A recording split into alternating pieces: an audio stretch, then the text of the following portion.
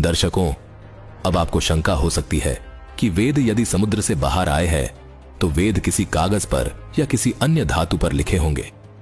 यदि वो समुद्र में थे तो गले क्यों नहीं? वेद कैसे सुरक्षित रहे?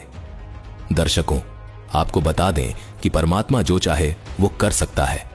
जैसे भक्त प्रहलाद अग्नि में बैठकर भी नहीं जला, वही अग्नि सभी को जला देती है। मीराबाई को जबरदस्ती जहर पिलाया गया, लेकिन वो नहीं मरी। यदि वही जहर किसी अन्य व्यक्ति को पिलाया जाता तो वो तुरंत मृत्यु को प्राप्त हो जाता।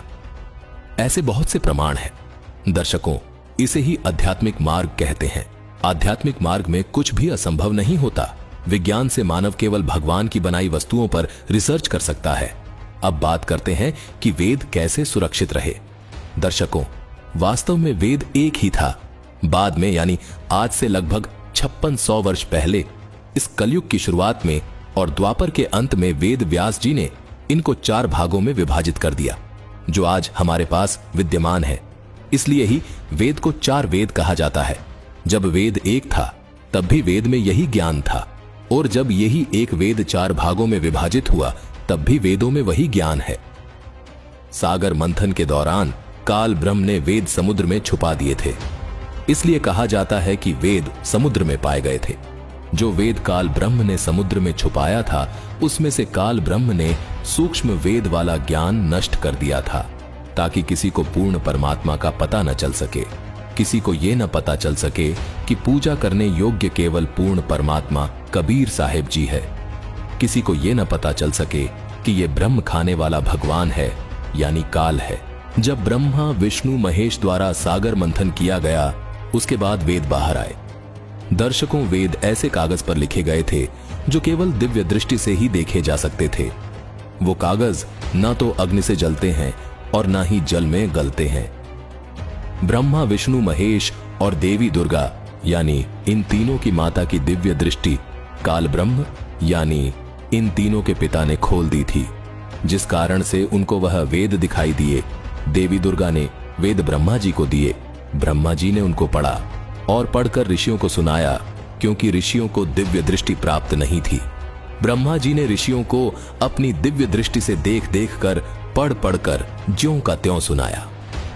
ऋषि इतने बुद्धिमान थे कि उन्होंने वेदों को बार बार सुनकर कंठस्थ याद कर लिया। जिस भी ऋषि ने 4 वेदों को कंठस्थ याद किया वो चतुर्वेदी कहलाया। जिसने 3 वेदों को कंठस्थ याद किया वो त्रिवेदी कहलाया।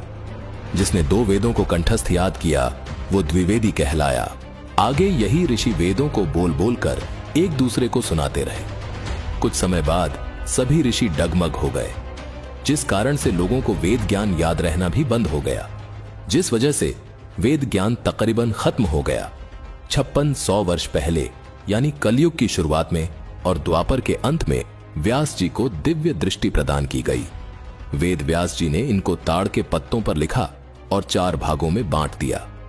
18 पुराण भी श्री व्यास जी ने लिखे।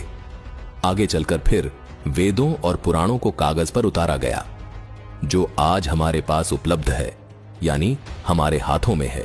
आप विचार कीजिए, जैसे श्री रामचरितमानस यानी रामायण त्रेता के अंत में हुई थी, उसके कई लाख वर्ष पहले, यानी 7-8 लाख वर्ष पहले घटी घटना रामायण को श्री तुलसीदास जी ने अपनी दिव्य दृष्टि से सारी व्यवस्था जो चल रही थी उसको वीडियो की तरह देखकर अपने शब्दों में लिख दिया, जो आज सभी को मान्य है। पूरा हिंदू समाज उसी पर आधारित है। तुलसीदास जी द्वारा अपनी दिव्य दृष्टि से देखी गई उस वीडियो को, यानी तुलसीदास जी द्वारा लिखित श्री रामचरितमानस को सर्व हिंदू समाज प्रमाणित मानता है। ऐसे ही महाभारत के युद्ध के कई वर्षों बाद वेद व्यास जी ने उसी दिव्य दृष्टि से महाभारत युद्ध के दौरान हो रही बातचीत को ज्यों का त्यों देखा और उसको लिपिबद्ध कर दिया, जो सर्व हिंदू समाज को श्रीमद् भगवत गीता के रूप में स्वीकार्य है। कहने का भावार्थ यही है दर्शकों कि भगवान के किसी भी कार्य पर संदेह करना नासमझी होगी। आइए पुनः सुनते हैं सृष्टि रचना का शेष प्रकरण।